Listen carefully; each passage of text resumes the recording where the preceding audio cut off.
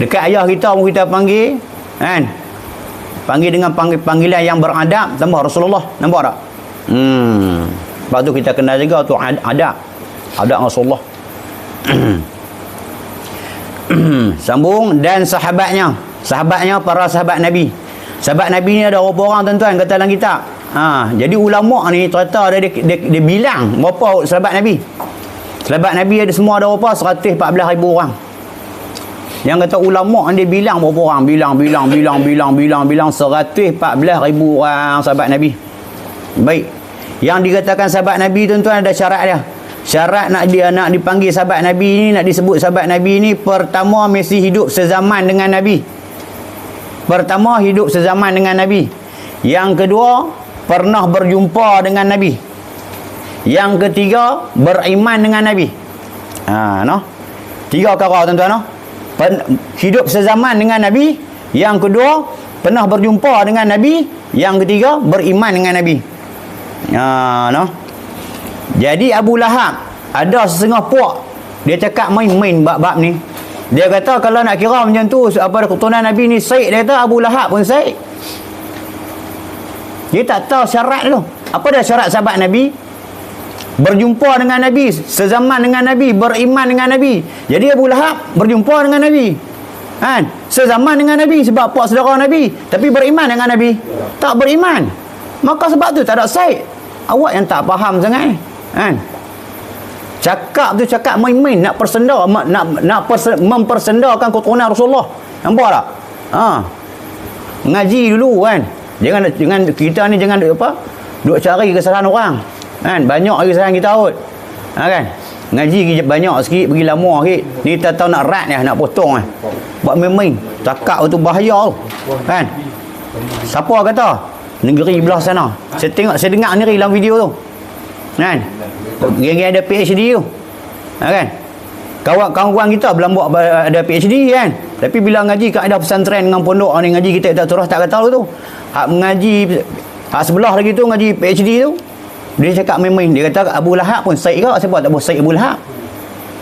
La ilaha illallah. Ikut nampak lah dah berani sangat tak?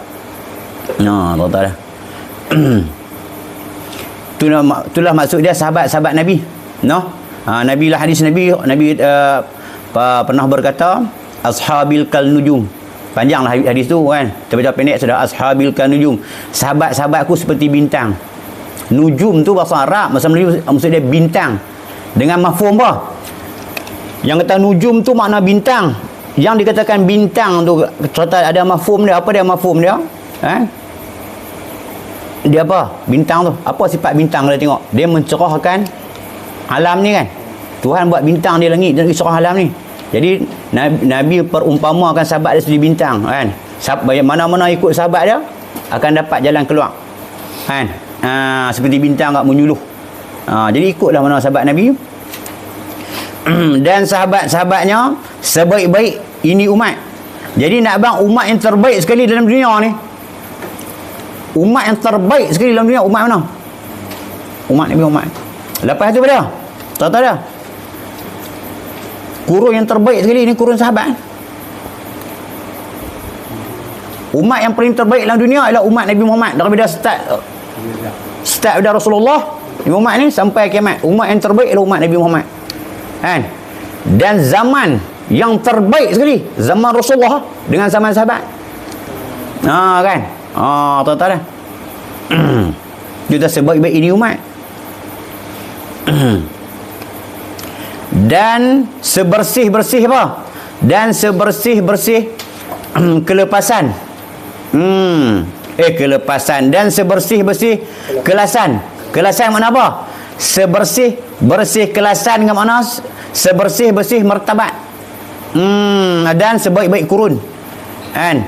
Adapun kemudian daripada itu maka tatkala adalah pada tahun 1335. 1335. Apa tahun dah?